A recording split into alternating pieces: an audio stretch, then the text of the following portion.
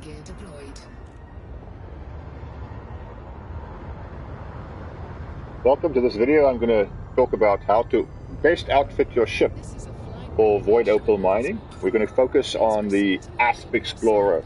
This is the second ship I purchased after getting rid of the Sidewinder, and with which I mined over 1 billion credits and purchased my Anaconda and several other ships.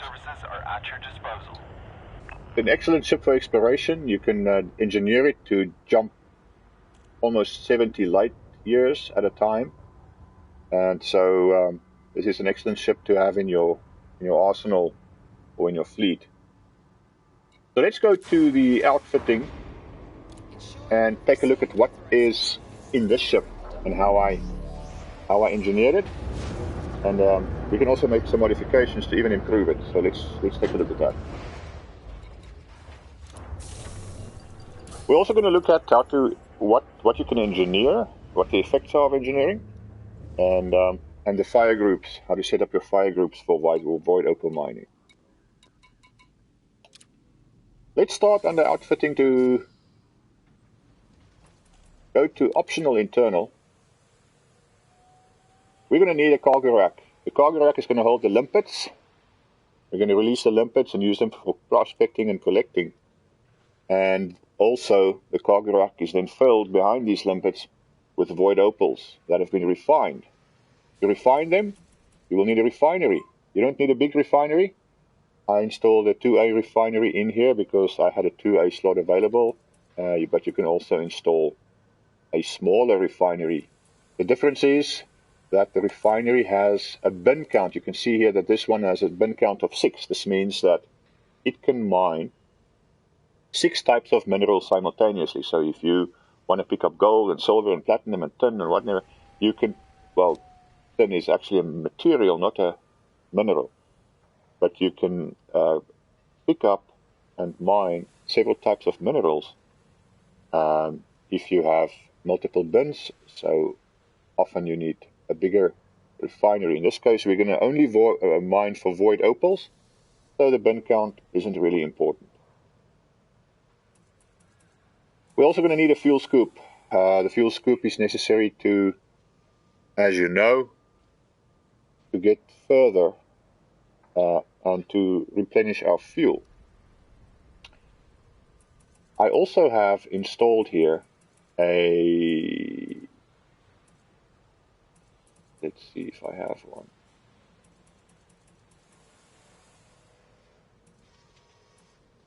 No, I don't. You can also install another fuel tank, and this will give you a longer range before you have to replenish your fuel.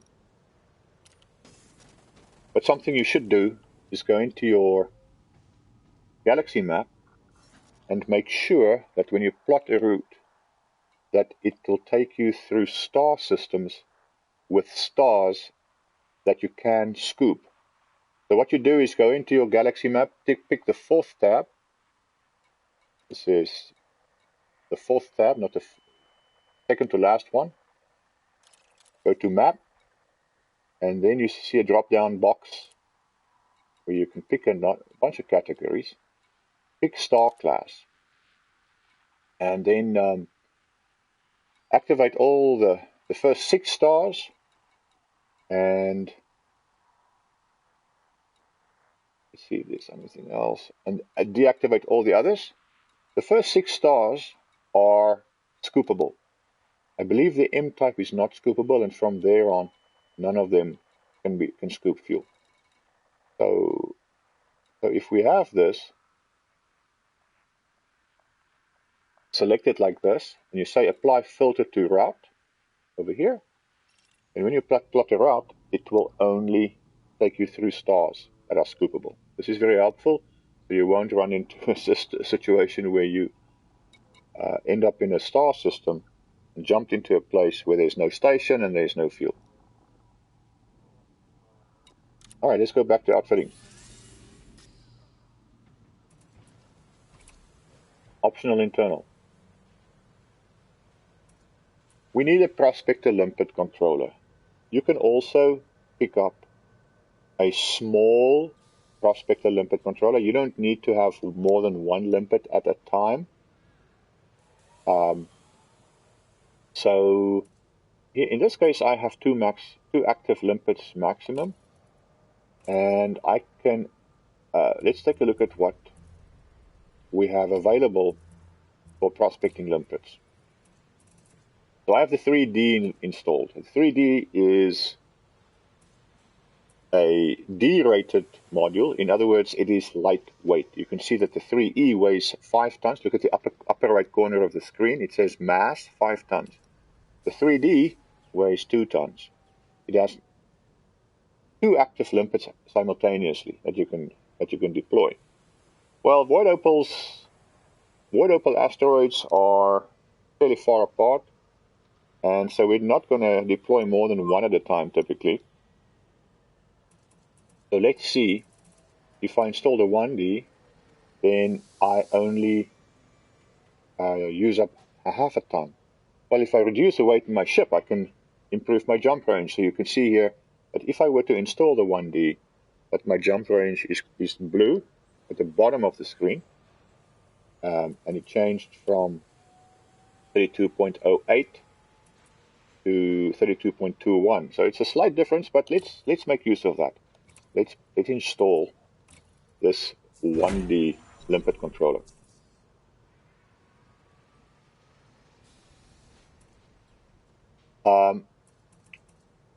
You definitely need a refinery. A lot of people arrive at asteroid rings, look for a while to find an asteroid with void opals, then they blow up that asteroid, and all these void opals worth 1.6 million credits and more each are floating around, and they find out they cannot pick them up because they don't have a refinery. If you don't have a refinery, the limpet simply wouldn't pick up the minerals. So make sure, put that on your priority checklist, have to have a refinery. We also need a detailed surface scanner. This is also a class 1 slot that it requires. The detailed surface scanner will show you the hot spots on the rings. And I've replaced my Super Cruise Assist because I barely use that when I'm mining. So I can do without that and save a slot, right, by putting that in there. Now, this fuel scoop, the 3A, is fairly small. And I am going to have to go around the sun or fuel scoop for a little while before my tank will be full. I can go and replace the fuel scoop with a 5A. You see, it doesn't really weigh anything, so putting it in this slot will not matter much. But the difference is I'm going to have to put a smaller shield on the ship. You do need a shield because chances are you're going to run into asteroids or debris. And when you blow up an asteroid, there's also quite a shock wave that you'll see will shake your ship. So if you don't have a shield, you're going to get damage. But you can do that. So in fact, let's sell this one.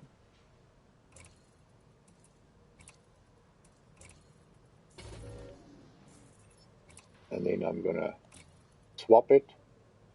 Oh, it won't let me swap. Let's sell this one. Here I'm going to install fuel generator.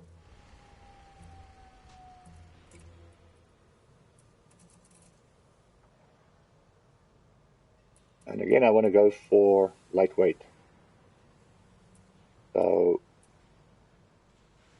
this is not for fighting. It is just for occasional bumps and for that shockwave when you demolish the asteroid. So we can go down from 5 tons to down to 2 tons with a 3D, the D-rated shield generator. So I'm going to install that here and install a nice big fuel scoop, best one I can find, in slot 5.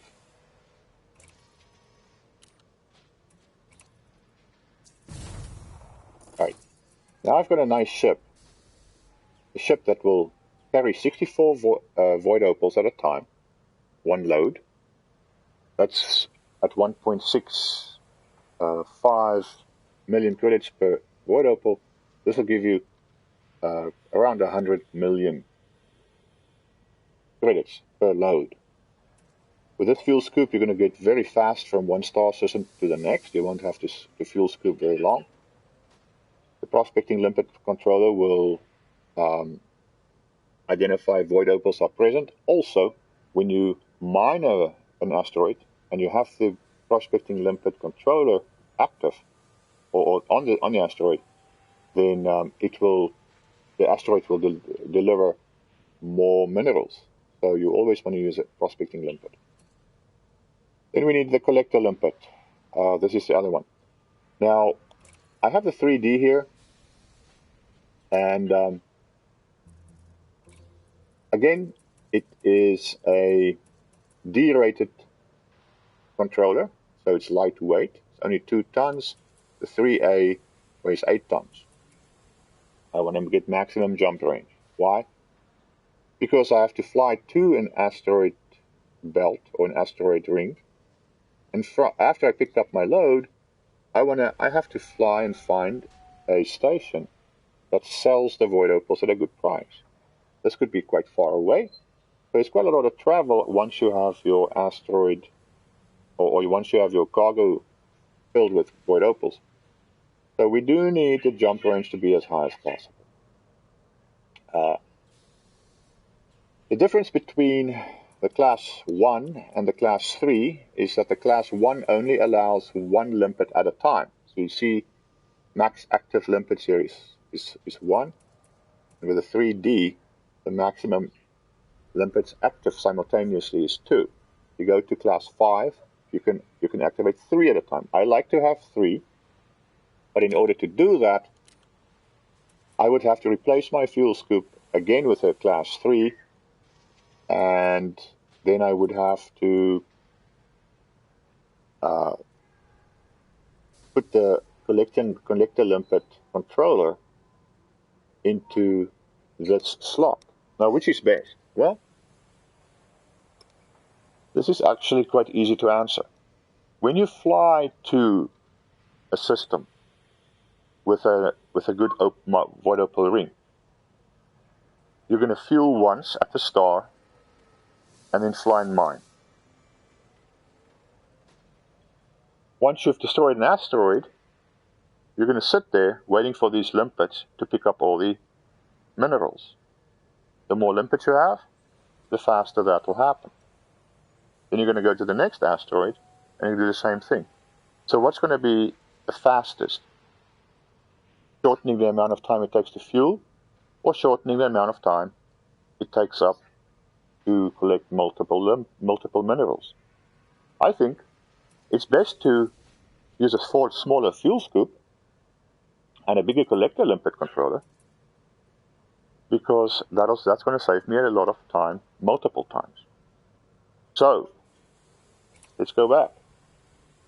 Let's replace this with a 5A, not a 5A, a 5D collector limpet controller. Now let's take a look. What is the difference between a 5D and a 5A?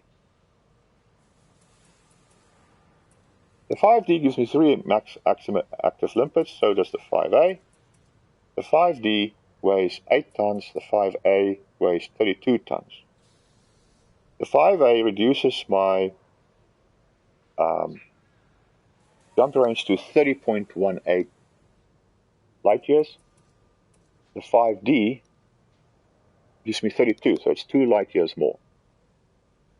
Right. But there's a bigger difference. The 5A has an active range for each limpet of 1.56 miles. And in the 5B, which is does the same thing, does even further, but the limpet lifetime is lower. So this is a trade-off you can play with. I prefer to have the 5A, or that's what I'm going to try, because I know that some of the minerals can be further than that, further than further than a mile. The 5C is sort of a trade-off between these two, and it is also, it's 20 tons instead of 32, and it gives you 1.3 miles with 3 active limpets. This is a good trade-off. Gives you slightly higher jump range than the 5A. It's gonna give you a good range, not the maximum, not the best, but a good range, and it's got a decent limpet lifetime. So I'm going to go with that one. I'm going to put the 5C into this slot 5. And then I have to go back and replace this limpet with the 3A fuel scoop that I told earlier. Alright, so there we have it now. This is a decent ship for mining. We have the cargo rack, 64 capacity. We have the 5C collector limpet controller, the 1D prospector limpet controller, the 3A fuel scoop, the 3D shield generator, the 2A refinery, the 1E advanced. Docking computer is not necessary. If you don't like the docking computer, you can always replace this with a small cargo rack. And you can see the biggest one you can put in is 4, a size 2E, which gives you a capacity of 4 void opals. So this will give you another 6 million credits or so. Now, I personally just don't mind having the docking computer. Gives me a moment to step away from the PlayStation. Under utility mounts, we needed pulse wave analyzer.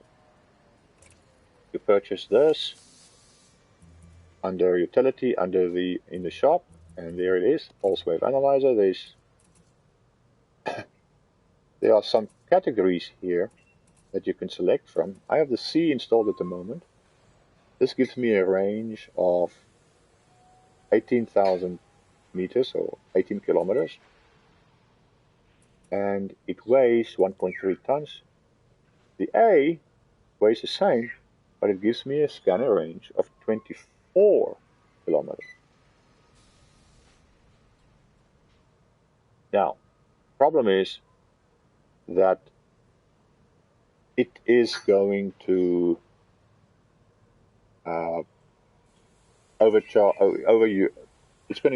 it's going to use too much power. As you see below, there's a red flag that popped up, and this red flag says that I am using 0.06 megawatts more than my power supply can provide if I install the 5A. I'm going to do that anyway. Put a good pulse wave analyzer in there, because I want to be able to see the void opals from as far away as possible. On the hard points, there are only 2 things you need: a seismic charge launcher and an abrasion blaster. Best thing to do is empty all these other hard points. This saves weight, gives you the longer jump range. Every time you install a pulse laser or beam laser or something in here, you're going to reduce your jump range by a bit. Use same thing with utility mounts. Keep these empty. And then on the core internal, if you still have a standard stock ship, get rid of the alloys. Make sure you have lightweight alloys. It weighs nothing. Put in the biggest power plant that you can. That's D-rated, or that will work to your ship. So in this case, I have a 5D power plant. And if I put in a 5A, or even a 5C, then I am not over using, you're using more power than my power supply can provide. The thrusters are not as important. You're not fighting it. You're not going to get out of the way. So install the D-rated thrusters. You can also go to a class down in the thrusters. Now, in this case, you'll see it doesn't really help. The 5Ds weigh 8 tons. The 4As weigh 10 tons. You put in the 4Ds,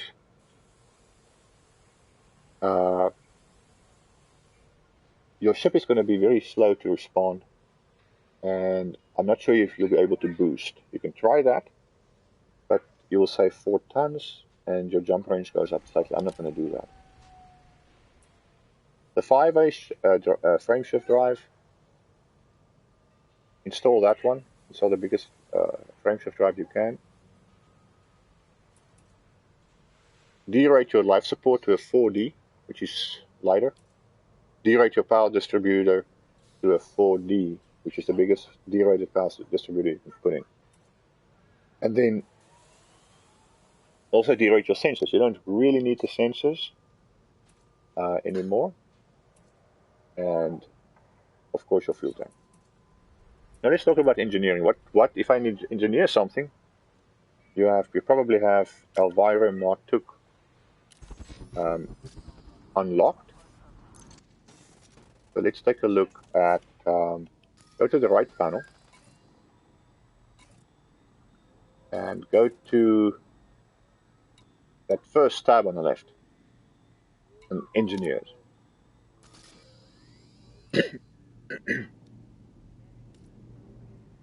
Now here you should have Elvira unlocked if you've played the game for a while, or you should have an invitation from her.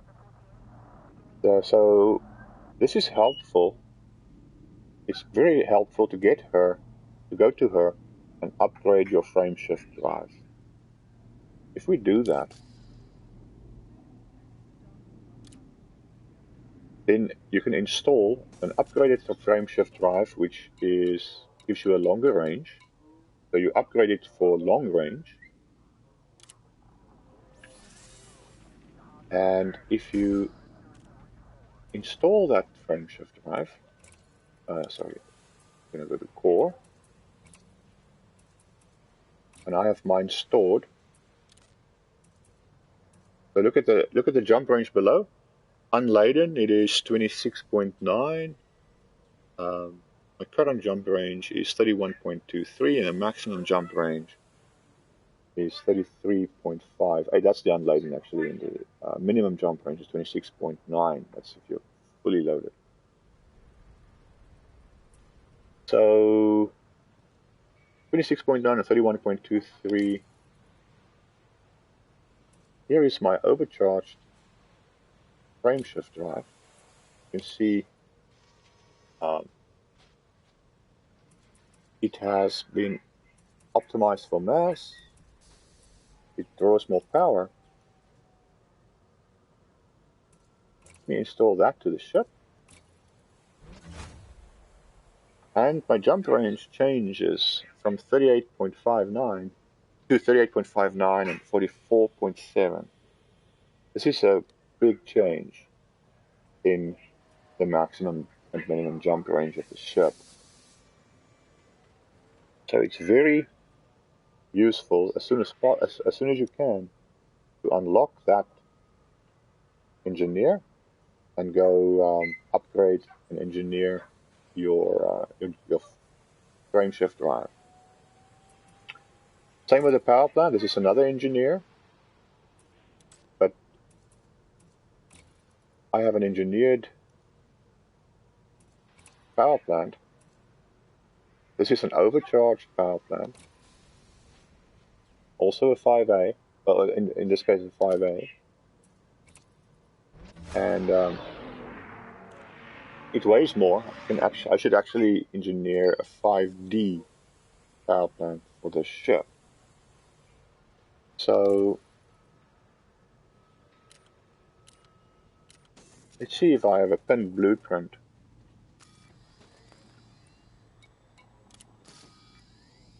For power supplies.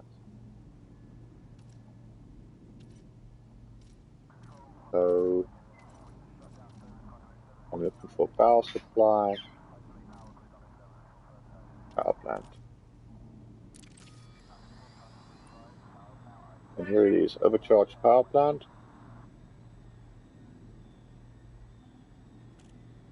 So I do have this up to level 4 with Marco. I could have done it with Hirotani, but okay. So let's see what happens if I engineer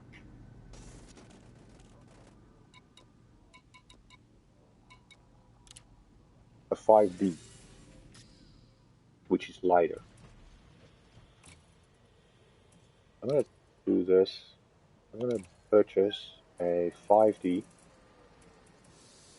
power plant and then store my engineered one. I don't want to lose my engineered module.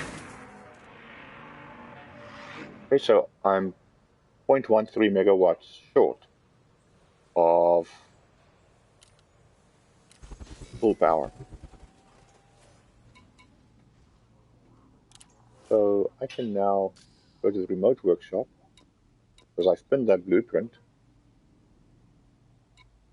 And let's see, this is only up to grade 4, but let's upgrade this guy. See if we can. Shields online.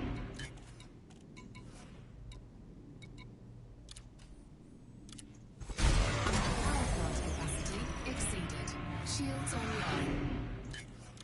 Power plant capacity exceeded. Shields online.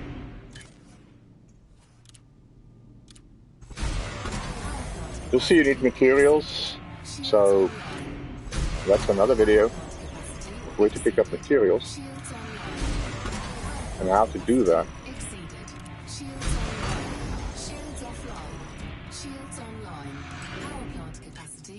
I've upgraded it to level 3. I'm not going to spend my materials if I don't need to. Let's see what happened with the power consumption. Well, I'm well below the maximum power of the power plant now. So, and my jump range is 44.71. So that's not bad. The power plant only weighs 8 tons. And we have more than enough power now.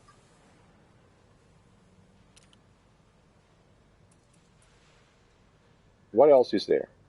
So, on the core internal, if we have the fuel tank, we have the D-rated sensors, the D-rated power distributor, the 4D life support, and then 2 engineered modules here. Like I said, you don't have to use engineered modules, but pay attention to try to maximize your jump range, and try to make sure that you don't have, that you're not consuming too much power. If you do, if you want to be a little bit more sophisticated, you can go here and change the categories of some of your, or turn off some of your modules. So thrusters I would keep at the priority 1. The pulse wave analyzer, I'm going to put this as sensor at 3. Shield generator at 1. Seismic charge launcher, let's put that at 2. Or let's make that a 4. The frame shift drive at 1. The cargo hatch. There's a mining tool. We're going to put all the mining tools on 4. Life support 1. Power distributor 1. Collector limpet is a mining tool. We're going to put it at 4. Fuel scoop. Let's put the fuel scoop on 5. The advanced docking computer, that is very... It only uses 2% of the ship's power, but let's put that on 5.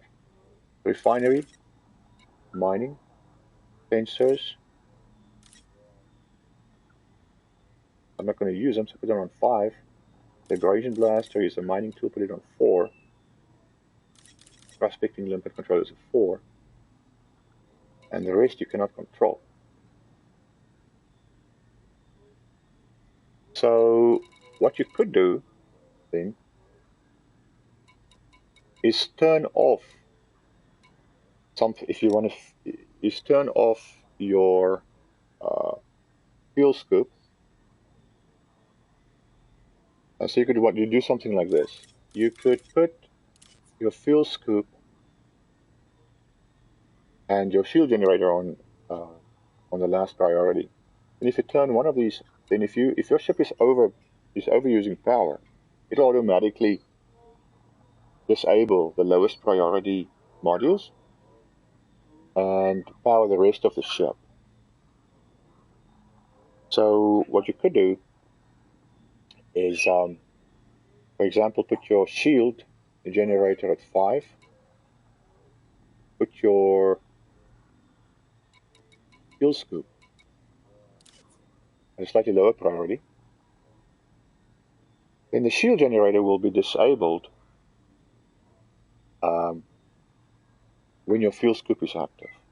So you just activate your fuel scoop by clicking on it, deactivate it, clicking on it, activate it. So when you enter a star, you can activate your fuel scoop. When you activate your fuel scoop, you'll lose your shields. Or you can turn off other things. You could put all your mining equipment on 5. They'll all be disabled until you activate your fuel scoop. And then the fuel scoop will activate and all the mining equipment will deactivate. You can do things like that. So this is something to play with if you are on the edge of power usage in your power plant. But I would recommend going engineer power plant.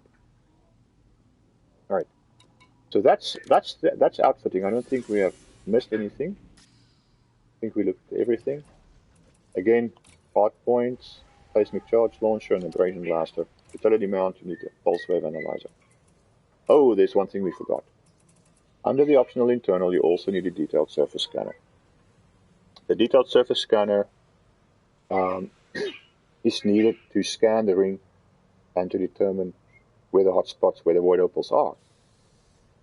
Now, also, you cannot take this out of the ship and then come back later to that ring and think that the hotspots are still going to be visible to you. If you don't have this installed, the hotspots will not be visible. If you have it installed, you don't have to scan the ring again. Once you've scanned it, you'll see the hotspots. But you need this installed in order to keep seeing the hotspots. So you're going to need that. And don't forget the refinery. And then, of course, before you leave, you want to go to restock under advanced maintenance and pick up limpets. Now, since we're mining void opals, some people say just fill your cargo rack with 2/3 of the void opals. But sometimes you want to prospect or you want to test things. So if you have a small ship like this, just fill it up. You can always jettison limpets that you don't need. Remember, a limpet costs here, it's 91 credits per limpet. In most stations, it's 101 credits. Jameson Memorial gives a discount. But each Void Opal brings in over 1.6 million credits. And this limpet could pick up 5, 6 Void Opals. So spending 91 credits on limpets, and then if you don't need them, just jettison them, is not a big loss. Okay, so have more limpets than you need, don't have fewer.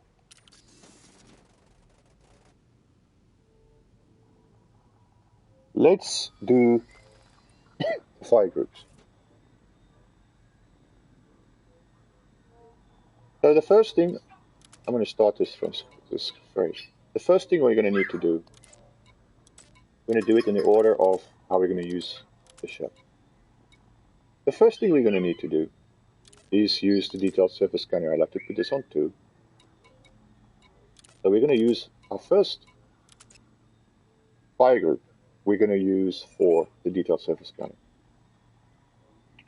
Once we've identified the Void Opal hotspot, we're going to fly into it very carefully in Super Cruise. Come out of Super Cruise slowly so that you don't lose hull integrity or damage some of the modules in your ship. And then we're going to activate the pulse wave analyzer. I like to put this on 1, which is R2 on my controller. And we're going to pulse these asteroids and look for the Void Opals. And when you see one, you're going to shoot a prospecting limpet at it. So let's keep the prospecting limpet on 2 in the same fire group. Oops, just clear these. Okay, so this fire group now only has the pulse wave analyzer and a prospecting limpet. The next phase of mining is going to be going to that asteroid and shooting seismic charges at it.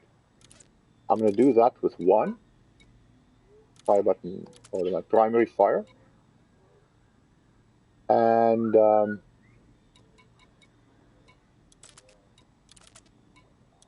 then the next phase of mining is going to be using the abrasion blaster, which I like to use on 1, and then deploying collector limpets. So this happens simultaneously. So those are the activities I'm going to do. You can leave it like this, or what I like to do is I combine the seismic charge launcher and the detailed surface scanner on the same fire group. I like to minimize the number of fire groups I have. So I'm going to get rid of that one and put the seismic charge launcher on 1. And now I have the detailed surface scanner and the seismic charge launcher. That's 2 mining phases on 1 fire group, prospector and pulse wave on another fire group. And I have the abrasion blaster and the collector limpet on another fire group. And then on another fire group, maybe I can just activate my sensors. So, not the pulse wave. The data link sync scanner, the composition scanner, and the discovery scanner I like to put on 2. So that's just an extra fire group if I want to scan something.